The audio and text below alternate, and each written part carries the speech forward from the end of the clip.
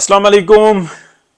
India चांद पर चला गया जी और पाकिस्तान इसके ऊपर बहुत इंपॉर्टेंट बात करनी है। और ये सारी जो बात है ना, अक्ल और शऊर रखने वालों के लिए, जज्बाती लोगों के लिए नहीं। और दूसरा ये बात करनी है कि क्या बाजवा डॉक्ट्राइन नाकाम हुई, यानी कि जो इस वक्त में दोनों तीनों साइडें जो सी है ना, जो न्यूट्रल है और जो लेफ्ट है और जो राइट है, दो तीनों साइडें जो है ना वो इस मसले का शिकार रहती हैं। हाँ, इन तीनों साइडों में से कुछ लोग ऐसे हैं कि जो इस चीज़ को समझ पाते हैं, इसलिए कि जो सोशल मीडिया पे ओरिजिनली बात करता है उसको तो लोग कमेंट करना या उसको शेयर करना भी पसंद नहीं करते, और जो मज़े मज़े की बातें करता है उसको लोग सुनते हैं क्योंकि वो टेंशन दूर करता है। तो अब आ जाते हैं जनाब, सबसे पहले चले बात कर लेते हैं डॉक्ट्राइन की, और फिर उसके बाद हम बात करेंगे कि जो इंडिया है वो चांद पर गया, उसको हम बाद में बात करेंगे, वो भी बहुत ज़्यादा इंपॉर्टेंट है। देखें, 2019 के अंदर ना हम लोग प्रोग्राम किया करते थे और बार बार मैं ये बात दोहराता था, यानी कि हफ्ते में 7-7 प्रोग्राम करते थे। पॉलिटिकल एक्टिविस्ट थे हम, तो साफ़ी भी नहीं थे, लेकिन ये था कि हम बात करते थे, शोर मचा, उसकी वजह से बहुत सारी चीज़ें जो सीधी ना वो निकल आती थी। अब मैं आपको बताता हूँ कि इसके 17 नुकात थे। इसको मतलब 2-3 नुकात के बारे में थी, लेकिन जहाँ जहाँ पे सुनते रहते थे वो मैं नोट करता रहता था। तो मैं आपको बताता हूँ, 2019 के प्रोग्राम आप निकाल के देखें, सब रिकॉर्डेड है, आपके सामने दोहरा देता हूँ। अच्छा, नंबर 1 पे आता है जनाब, पाकिस्तानियों को जहनी मरीज बनाना। ये डॉक्ट्राइन थी, ये थी बाजवा डॉक्ट्राइन, यानी कि एक एजेंडा उनको दिया गया कि आपने ये काम करना है पाकिस्तान में और इसके एवज आपको ये सब कुछ सहूलियात मिलेंगी, प्लस आपकी जो उनसे ना कंटिन्यूटी को हम इंश्योर करेंगे। ठीक है, जो जहाँ पे कंपनियां बन जाती हैं, जहाँ पे सवालात नहीं पूछे जाते, वैसे तो बंदा $10,000 से ज़्यादा ले जाए ना तो पूछते हैं कहाँ से लेके आए थे, ठीक है, उनसे नहीं पूछते। अखलाकियात का जनाजा निकालना है, नंबर 2 पे। नंबर 3 पे आ जाता है सहाफ़त को गाली बनाना। नंबर 4 पे आता है सियासतदानों पर से अवाम का एतमाद ख़त्म करना है। 5वां है अदालती निज़ाम को बाजारी कोठा बनाना है। ठीक है, ये 2019 में भी यही अल्फाज है जिनसे मैं बयान कर रहा था। 6 पे आता है इंतज़ामिया का जनाजा निकालना है।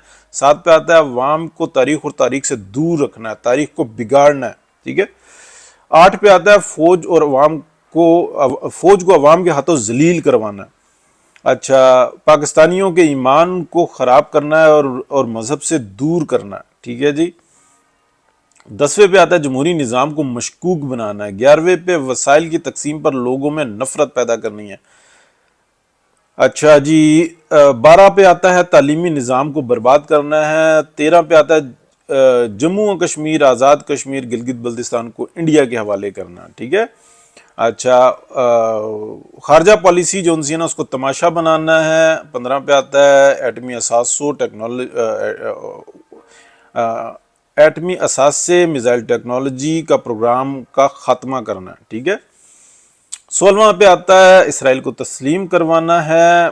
17 पे आता है काला बाग डैम की तरह सी पैक को रोकना है, यानी कि इस तरह से मुतनाज़ा करना है कि जब भी कहीं पे काम शुरू हो तो उसका तनाज़ा उठ खड़ा हो। ये थी बाजवा डॉक्ट्रिन। 1% भी अगर आप कह लें एटमी असासों का, तो वहाँ से थोड़ी सी बचत हो गई, लेकिन वो मुसलसल कोशिश जारी है।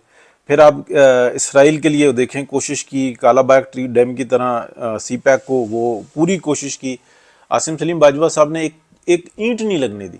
ठीक है, एक ईंट नहीं लगने दी, लेकिन उनके लिए जनाब आज भी कोई पूछने वाला भी नहीं है, सवाल भी ना करे। जम्मू कश्मीर, आज़ाद कश्मीर और गिलगित बल्तिस्तान, आपको याद है यही सदर अलवी साहब थे, इन्होंने कहा था हमें तो अपने कश्मीर की पड़ी है, उन्होंने कश्मीर ले लिया। ये तो क्या कहते हैं, अवाम चीख पड़ी, सोशल मीडिया एक्टिविस्ट चीख पड़े, तो वो थोड़ी सी जो ना प्रेशर आ गया, मामला रुक गया, वरना तो ये थे।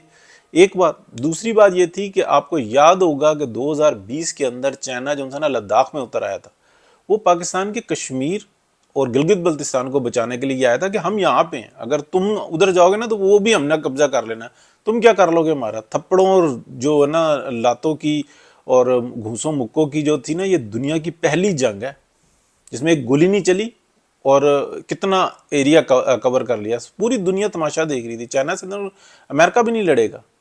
ठीक है, इंडियंस के इलाके गए जो उस पर काबिज थे। तो ये चीज़ हमारे सामने है। کہنے کا مطلب یہ ہے باجوہ ڈاکٹرائن کا کیا حل نکالا کہ آج آپ پورا کا پورا پاکستان دیکھ لیں اور یہ ساری صورتحال دیکھ لیں، 100% کامیاب رہی ہے، 100%۔ یہ جو لوگ کہتے ہیں نا جی ذلیل ہو گئے فلانا ہو گیا، کیا فرق پڑا؟ سب پانچوں گھی میں سر کڑائی میں۔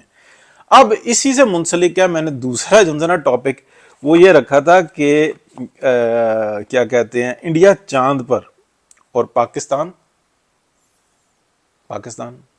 اب یہاں سے آپ کو سمجھ میں آئے گا یہ باجوہ ڈاکٹرائن، اور یہ اب میں کنیکٹ کر کے آپ کو بتاتا ہوں تو آپ کو ساری سٹوری سمجھ میں آ جائے گی۔ انڈیا چاند پر اور پاکستان کا DHA، ذرا مقابلہ کریں، آپ عسکری کا مقابلہ کریں۔ میں جہاں پہ رہتا ہوں اٹلی میں، یہاں سے اگر 3-4 منٹ کی ڈرائیو ہے، سوئٹزرلینڈ شروع ہو جاتا ہے، ٹھیک ہے، اور کوئی بارڈر شارڈر کا مطلب مسئلہ نہیں ہے، وہاں پہ جاتے آتے رہتے ہیں، ٹھیک ہے۔ جس جگہ پہ میں اٹلی میں رہتا ہوں اس کو بھی ہم دیکھتے ہیں، یہ بھی تقریباً اسٹینڈرڈ جو ہے نا یہ بہت ہائی اسٹینڈرڈ ہے، پورے اٹلی میں اگر بہت ہائی اسٹینڈرڈ ہے نا تو یہ اس سٹی کا ہے، اور بھی سٹی بہت خوبصورت ہیں، بہت زیادہ ٹورزم ہے۔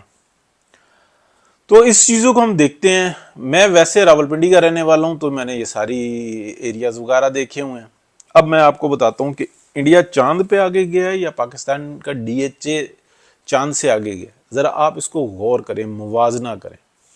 یہاں پر جب ہم سوئٹزرلینڈ میں دیکھتے ہیں نا آبادیاں خوبصورت ترین، وہاں پہ بڑے سے بڑا شخص جو مالک ہوتا ہے نا اس گھر کا، وہ ہفتے میں ایک دن جھاڑو بھی لگا رہا ہوتا ہے باہر، اس لیے کہ وہ ملازم افورڈ نہیں کر پا رہا ہوتا، ٹھیک ہے، وہ خود جھاڑو لگا رہا ہوتا ہے، اس کے گھر کی مینٹیننس وہ خود کر رہا ہوتا ہے، اس کو سنبھال رہا ہوتا ہے۔ حکومت کی طرف سے انسٹرکشنز ہوتی ہیں تم نے اتنے سٹینڈرڈز برقرار رکھنے ہیں ورنہ چھوڑو نکل جاؤ، تم اس قابل ہی نہیں ہو۔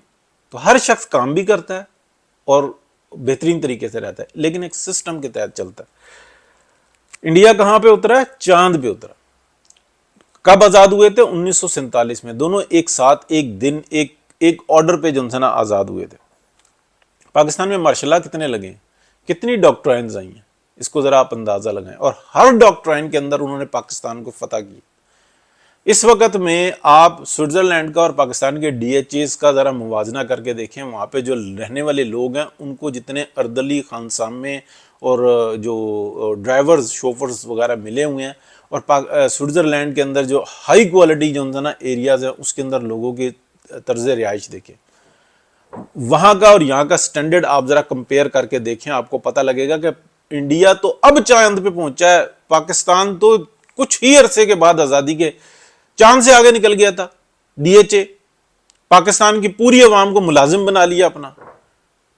یہ تو میں غلط تو نہیں کہہ رہا، مطلب کس ماشاء اللہ کا جو انسانہ جس کو ہمارا آئین لکھ کے دیتا ہے، قانون میں لکھا ہوا کہ یہ ملک سے غداری ہے، کسی کو سزا ملی، کوئی پوچھنے والا ہے؟ جنرل مشرف آخری تھا، اس کے بعد ڈاکٹرائن آ گئی، یہ بھی ہے، اس کے بعد یعنی کہ یہ ہائیبریڈ لے آئے، ہائیبریڈ کے اوپر بھی یہی ہے۔ کسی کو مسئلہ ہے کوئی؟ پاکستان کا جو DHA ہے نا وہ انڈیا جس چاند پر گیا نا اس سے بہت آگے۔ اور میں اب یہ تو طنز کر رہا ہوں نا، اب میں آپ کو ریئلٹی بتاتا ہوں۔ جب پاکستان آزاد ہوا ہے نا اس وقت میں پاکستان کی جو فلم انڈسٹری تھی نا وہ صرف لاہور کے اندر تھی یا کچھ کراچی کے اندر تھی، ٹھیک ہے، ڈرامہ انڈسٹری وہاں پر تھی۔ آپ اندازہ لگائیں اس وقت کی نا یوٹیوب پہ فلمیں کھولیں اور انڈینز کی فلمیں کھولیں، آپ کو پتہ لگے گا کہ پاکستانی فلموں کا سٹینڈرڈ اور پاکستانی ڈراموں کا سٹینڈرڈ انڈیا کے فلموں اور ڈراموں کے سٹینڈرڈ سے کتنا آگے، کتنے ماڈرن تھے، کتنے بہترین تھے۔ پاکستان کی سڑکیں دیکھیں آپ، یوٹیوب پہ جسٹ دیکھیں کہ ہر اپنے سٹی کا نا نام لکھ کے کہ 1950 کا ملتان، 1950 کا باولپور، ہر جگہ کا، سوات، کالام، کراچی، لاہور، راولپنڈی، ٹھیک ہے، گجرات، گجرانوالا، یہ سب جو نا لکھ کے دیکھیں، آپ کو سب کو وہاں پہ آپ کو ملے گا سٹینڈرڈ، آپ کو پتہ لگے گا کہ انڈیا کہاں تھا اور ہم کہاں پہ تھے، کس آسمان پہ تھے۔ انڈیا بھی تھا لیکن کوئی شک نہیں کہ پاکستان کے اندر انڈسٹری کم تھی، انڈسٹری انڈیا کی سائڈ پہ زیادہ تھی، لیکن اس کے بعد کیا ہوا؟ پھر جو تباہی پھیری ہے اس ڈاکٹرائن نے، اس وقت میں آیا تو جنرل ایوب خان آ گیا، پھر یحییٰ خان چپڑ گیا، ٹھیک ہے، پھر جنرل ضیاء آ گیا، ملک کو 2 لخت کرنے کے بعد بھی شرم نہیں آئی، ٹھیک ہے، پھر ضیاء صاحب آ گئے، پھر مشرف آ گیا، ابھی ڈاکٹرائن سے جان چھوٹی ہوئی ہے۔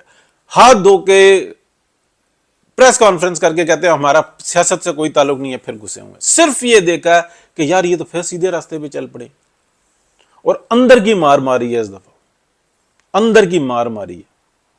میاں نواز شریف نے کمٹمنٹ کر لی کہ ٹھیک ہے میں اس ملک کو بچاؤں گا، گیا پاکستان، تاریخ بھی بتا چکا آپ کو، دن بتا چکا، مہینہ بتا چکا، سب کچھ بتا چکا، یہ سب کچھ ہوا اور تاریخ لکھی جائے گی، ٹھیک ہے؟ میں نہیں ہوں، ہزاروں لوگ ہیں، میں بول پڑتا ہوں بس۔ سپٹمبر 2021 سے یہ ریکویسٹ ہوئی، میں نے میاں صاحب نے مان لی، اور پھر اس کے بعد جو کچھ ہونا تھا ہو گیا۔ کہنے کا مطلب یہ ہے کہ انڈیا اگر چاند پہ گیا نا، آج سے بہت عرصہ پہلے پاکستان جا چکا ہوتا چاند پہ۔ اگر یہ بھٹو صاحب جو ہیں ایٹمی ایک پروگرام ہے اس کی افتتاح کرتے اور اس کے اوپر کوشش کرتے، اور بیوروکریسی لے کے چلاتی رہی، اور جیسے بھی تھا اس پروگرام کو چلنے دیا گیا، سائنٹسٹ تھے اس وقت میں تصور نہیں تھا کہ شاید اتنا بڑا کوئی کارنامہ کر سکتے ہیں، زیادہ توجہ نہیں تھی، اور میاں نواز شریف کے وقت میں یہ مطلب آ گیا، ڈیسیجن کرنا تھا، تو میاں نواز شریف نے پھر یہ فیصلہ کیا۔ اتنا زیادہ آرمی اسٹیبلشمنٹ کا پریشر تھا پاکستان کی حکومت کے اوپر کہ یہ نہ کرو، ٹھیک ہے، اپنے مفادات، صرف اور صرف اپنے مفادات، لیکن ایک سویلین نے کیا۔ آج سب سے بڑا جو نقصان کیا نا، سب سے بڑا جو نقصان کیا، آپ یہ دیکھیں، وہ چاند پہ چلے گئے اور پاکستان کی جتنی جنریشن ہے نا، جو قابل ترین لوگ ہیں ان کو ذہنی مریض بنا کے رکھ دی۔ عمران خان، ٹھیک ہے، نجات دہندہ، اس کے 120 لطیفے اگر آپ سنیں نا یہاں پہ، وہ کہتے ہیں نہیں یہ نہیں میں سنوں گا، اس کو کہتے ہیں ذہنی مرض۔ کمپیئر کرو، جس شخص نے اس ملک کو ترقی اور خوشحالی دی، اس شخص کو کس طریقے سے گالیاں دے رہے ہیں، اور یہ ہے ڈاکٹرائن۔ ہم نے آج کے بعد طے کر لیا ہے 10-12 سال تک، اور ٹھیک جو نا بھی سر کے بال سے پاؤں کے نخونوں تک سیاست میں اترے ہوئے، 1 سال بھی نہیں ابھی پورا ہوا اس پریس کانفرنس کو۔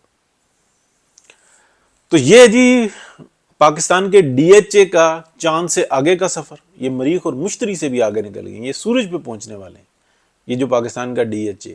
اصل تو ساری گیم یہی ہے نا، یہ تھی ڈاکٹرائن، کوئی ناکام نہیں ہوئی۔